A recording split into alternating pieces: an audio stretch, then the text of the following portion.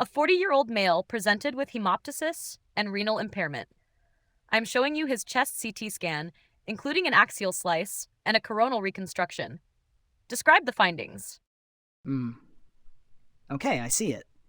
These axial and coronal CT images demonstrate multiple relatively thick-walled cavitating nodules widespread throughout both lungs without any zonal predilection. The mediastinal contours are normal with no evidence of hilar or mediastinal lymphadenopathy.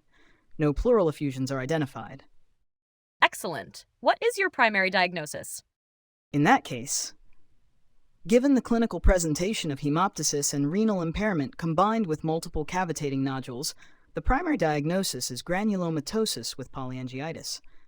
What are the key differentials for multiple cavitating lung nodules on a chest radiograph?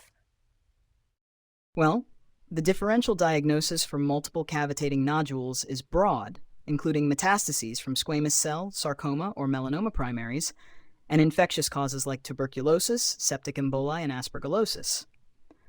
We must also consider autoimmune diseases such as rheumatoid nodules and granulomatosis with polyangiitis, as well as Langerhans cell histiocytosis and pulmonary infarctions. How does the combination of hemoptysis and renal impairment help narrow this differential? And what clinical entity must you distinguish GPA from? Okay. A history of hemoptysis and renal failure represents a pulmonary-renal syndrome, pointing classically toward granulomatosis with polyangiitis and Goodpasture's syndrome. While Goodpasture's presents with diffuse alveolar hemorrhage causing patchy consolidation or ground glass opacities, granulomatosis with polyangiitis characteristically produces cavitating nodules, which helps differentiate them. What other classic thoracic and extrathoracic features are associated with granulomatosis with polyangiitis? GPA is a necrotizing vasculitis of small to medium vessels characterized by necrotizing granulomas. Pulmonary features include alveolar hemorrhage, while lymphadenopathy and effusions are relatively rare.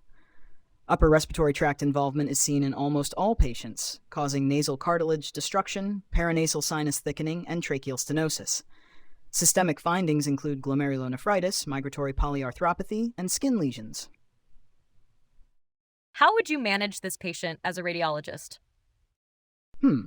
I would check for previous chest radiographs to evaluate the rate of nodule cavity progression. I would communicate the finding of multiple cavitating pulmonary nodules and suspected pulmonary hemorrhage immediately to the referring clinician.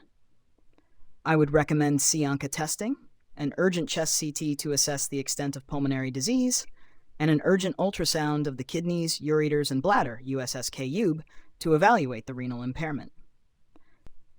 This would be followed by immediate referral to nephrology and rheumatology for immunosuppressive therapy.